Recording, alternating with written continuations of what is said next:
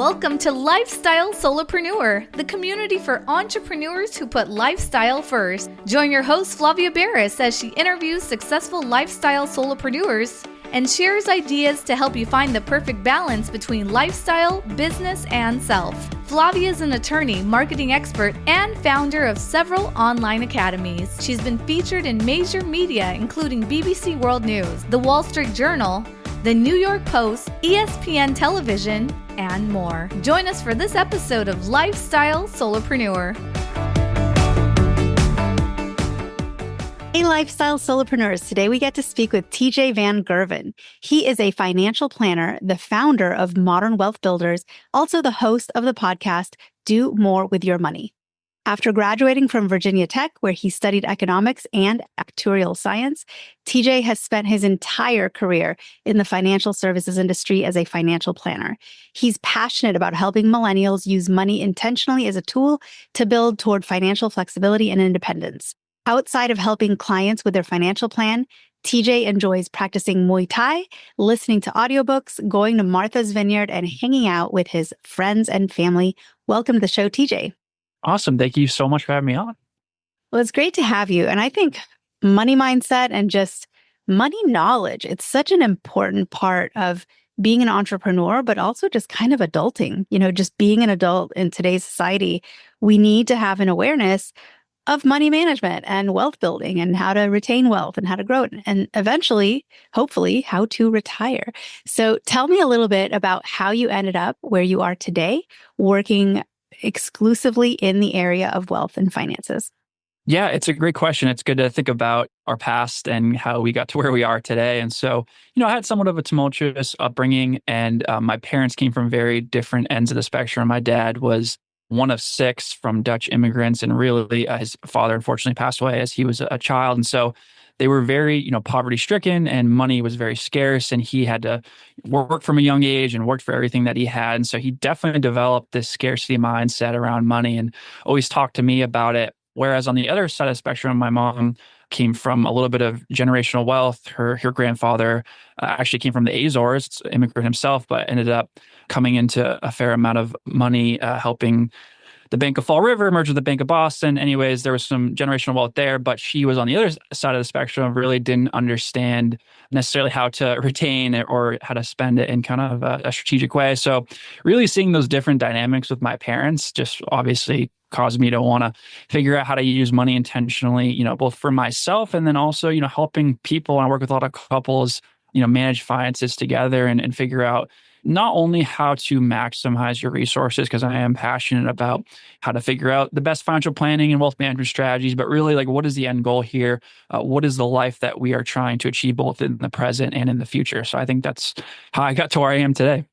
A lot of people, when they hear financial planning, they think, okay, that's something you do maybe later in life when you're very well established and you've built up a huge amount of savings and, you're wealthy. And so now you need wealth management. But in your eyes, when is sort of the right time to start thinking about financial planning? When is it the optimal time? Do you have to reach some sort of a income threshold? Is there a right age? Because I think there's a lot of people that have never thought of going to a financial planner, just like maybe they've never thought of going to, a chiropractor because their back doesn't hurt. And so what do you think would be that timing where people should really think about getting outside assistance to help with wealth and finances?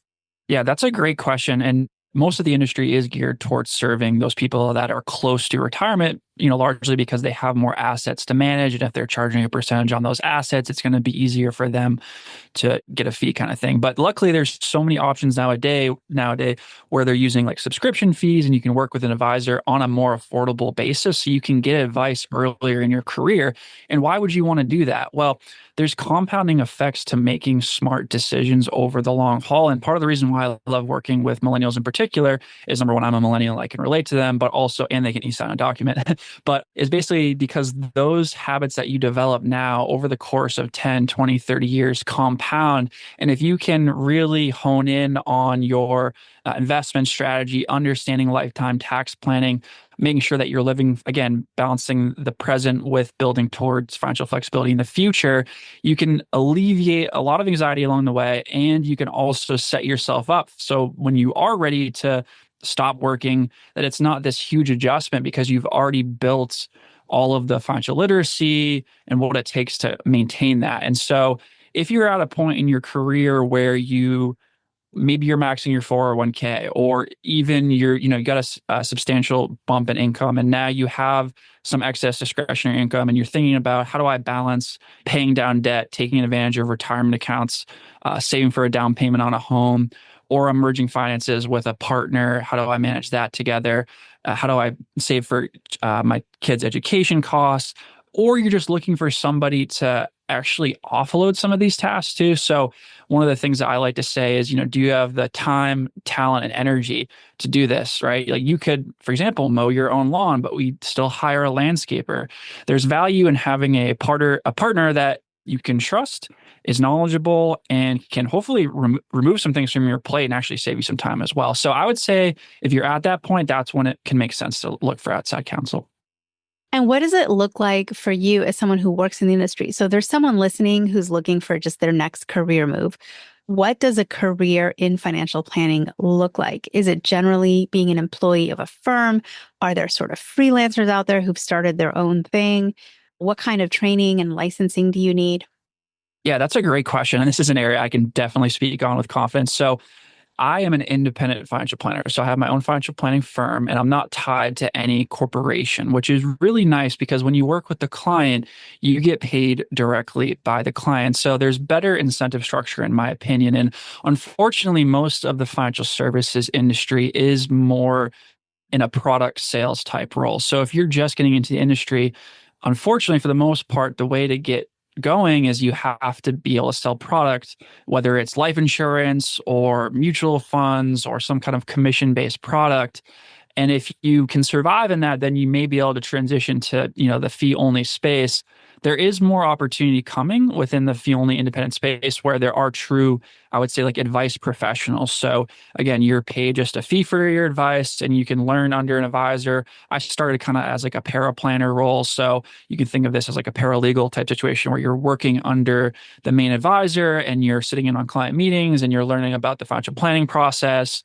There are definitely licenses that go into it. I am a certified financial planner. That's a great designation if you are looking to get into financial planning, where it actually teaches you, some of the fundamentals of like what it means to have a financial planning engagement, not just selling a product for a commission kind of thing. And what's your favorite part of your job? I mean, what is it about your job and career? It's not really a job. I mean, you're your own boss, but what is it about what you do that keeps you going and motivated every day versus, a lot of people, even if they're happy in their work, we get the itch to like try something new or go off and, try a new career or a new area, build a second business. But for you, what is it that keeps you where you are? Yeah, well, I think, money obviously impacts every part of your life. So when you're working with people and talking about money, it's way more than that. So I feel good. I feel like I have a meaningful impact on the people that I work with because, hopefully I can add tangible value to, dollars and cents, but really helping them work through these major life decisions and just being a thinking partner for them. So I find value in that. I think it's great if you can, again, make a good income and also merge that with something that you derive, some level of meaning and purpose from. So I think that's why I do it. I also like the personalization aspect of it, that, being a solopreneur where I can change anything. If there's something I don't like, it's totally on me to change that. If I don't like how much money I'm making, it's totally on me to change that. If I don't like the service calendar or the process or any of that stuff. And so there's really nobody to blame but myself, which is kind of nice. So, that's for anybody who's self-employed or solopreneur, but for me personally, those would be all the reasons.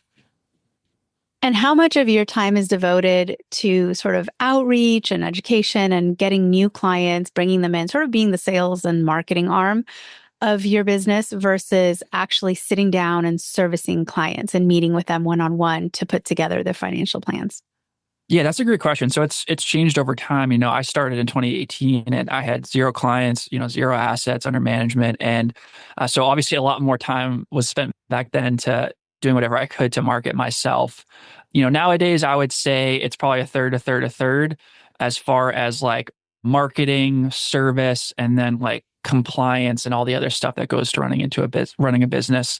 I've tried to streamline my practice where I have kind of set months where I meet with clients, and then the outside months I can take on new clients. I can take time to kind of revamp my marketing funnel, address any kind of compliance things I need to work on, accounting, all those stuff that comes with running a business. So that'd be the current breakdown. And you have a podcast. So you find the time to also host a podcast. Tell us a little bit about how that podcast format is, and is it guests? Is it you? And what kinds of topics do you talk about? Yeah, so it started off as monologues. It's do more with your money. So the idea was, hey, let's talk about something within financial planning so I can help the audience do more with their money. So if you go back to the original episodes, it was all just me, talking about single concepts, maybe just like understanding the difference between a traditional IRA and a Roth IRA. And then, I kind of got bored of that and I wanted to bring on guests. So the last 20 plus episodes have me bringing on other financial experts and just talking about their, domain of expertise. And yeah, just really trying to literally help people do more with their money, whether that is, again, on the technical side of things or mindset side of things or really anything. And you help people sort of plan for sabbaticals. First of all, let's define sabbatical, because I think that's a word that's not really in the common vernacular, maybe, and especially with maybe younger generations. I think sabbaticals, if you're a boomer, you're like, oh, I know exactly what that is. And that's usually for, well, you tell us what that means. Sure. You define, I don't want to define it the way that I think boomers look at it, but what do you think is a sabbatical and why is it important? Why do you help people plan for them? Yeah. So, it can be anywhere from, I would say, 3 months to 3 years.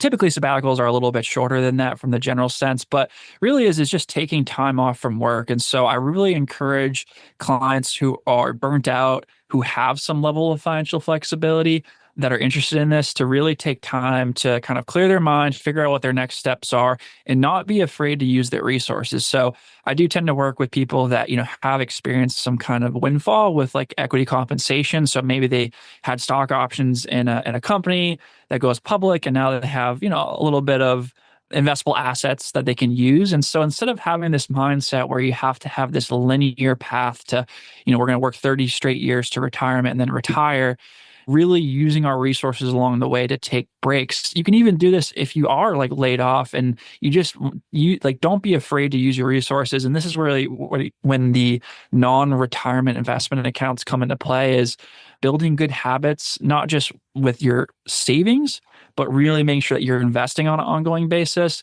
Don't be afraid to then turn around and use that money, because there are opportunities if you do take a sabbatical where you can do tax planning, where you might be in a certain capital gain bracket rate, or you can shift money from pre-tax to Roth. There's all kinds of stuff you can do. So there's a lifestyle aspect to it. There's a reset for your mind, clearing your mind. And then also you can still use it to financially plan.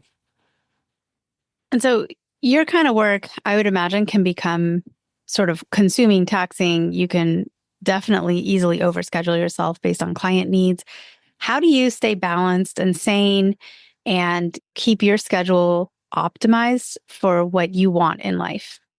Yeah, that's a great question. I mean, the great part about this type of business is that you don't need to work with a ton of people, right? You might 50 households, 30 households even. You can have a sustainable practice depending on how much revenue per household. So as long as you structure your practice to give yourself free time, and that's why I do this kind of surge style meeting where I'm only meeting certain months of the year. It's kind of, I'm sprinting for that month or month and a half, and then I have a couple months to kind of regroup. Gives me time in advance to prepare for meetings, gives me time to revamp my marketing funnel. And then obviously for like personal health and mental health, I do all kinds of yoga, meditation, therapy. I mean, it's everything really for myself, and I'm very active as well. So I have a lot of hobbies too. I'm really not the kind of person that needs to, grow an empire. I really like the solopreneur lifestyle practice aspect of it. And, my goal always was to gain autonomy via this business, work on my terms, work with people that I enjoy working with, and make a good income, and an income that I think is fair for the value that I provide. And I feel really good about all those things. Well, it sounds like you have truly found your sort of ideal profession, ideal lifestyle. I love that you do Muay Thai. I mean, that's martial arts, right? So you're also out there, with all the hobbies, all the things, and fitness is such an important part too of what we do. So any last sort of thoughts and maybe just something motivational for someone that's sitting? I mean, there's so many different ways that you can inspire a listener, because either someone is sitting and knows that they haven't been paying attention to their finances or to planning or to thinking about retirement someday, right? And so they may need your words to get off their chair and do something about that. But there's also people looking for a career change and working in finance. I mean, it's one of those things, no matter what in life, people will need these services. So it's a great career to take off in as well. What would you say to people in either of those situations?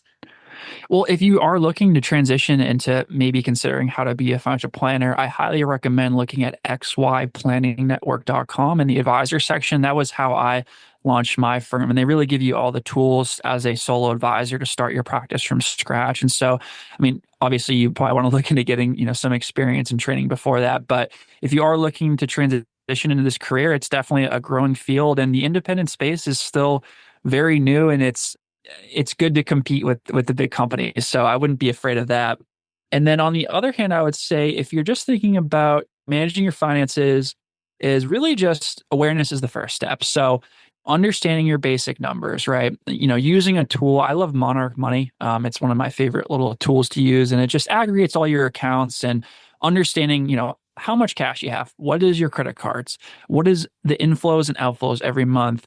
Are you living below your means, right? If you're not living below your means, is it because you're not making enough money? If you're not making enough money, then that's the first step. What skills can you invest in to increase your income? All these tools of saving and investing and tax planning are great, but they don't really help a ton until you have some discretionary income. And so often your best investment is going to be in yourself, in your skills, and then develop those habits and those fundamentals. And if you can increase your income over time and you can maintain those habits and fundamentals, then you're going to see the benefits of compound interest from investing and all these other things come into play. But just make sure that you are keeping perspective about what's important. And if you build good fundamentals and carry those along with you throughout your life, then that's going to have compounding effects. It's been so great chatting with you. And I love the money topic because it's interesting. With entrepreneurs, you would think that money is sort of top of the pyramid, right? Because they're trying to build a business and make some income from it.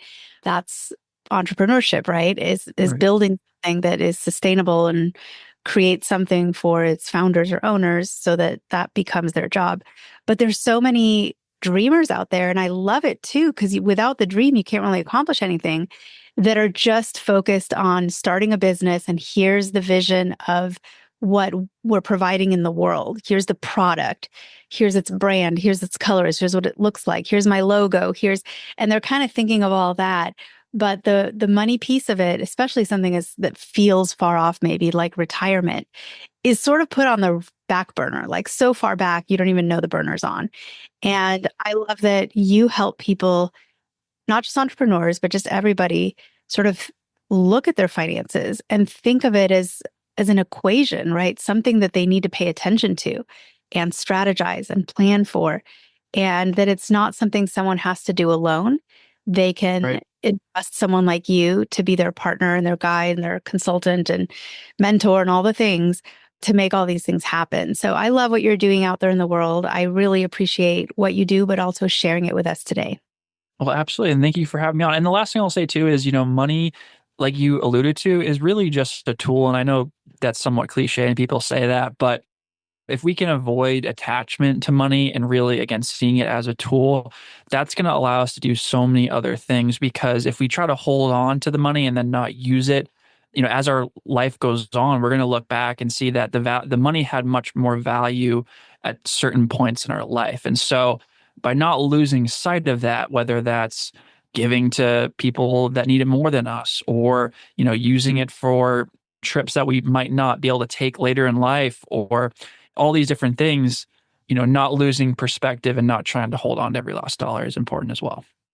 Such wise words, truly. Thank you, TJ, for being on the show today. It's been a pleasure chatting. Thank you. Hey everyone, thank you so much for joining us, and I hope you enjoyed the show. Don't forget to subscribe to this podcast, and if you leave a review on iTunes, I promise I will read every single review. If you know someone who makes a full-time living from part-time work, and maybe this is you, please visit lifestylesolopreneur.com to nominate a guest or to nominate yourself. Because remember this, money doesn't buy happiness, but money in the hands of a happy person, there is no greater tool. Today's episode was brought to you by the Get Shift Done program. It's a lifestyle-changing online class to help you define your business and lifestyle ambitions and to set goals in a way you've never experienced before. This class will 10x your daily productivity with methods that will blow your mind. And if you use a coupon code podcast, the class tuition is 99% off. Visit GetShiftDone.com to enroll today.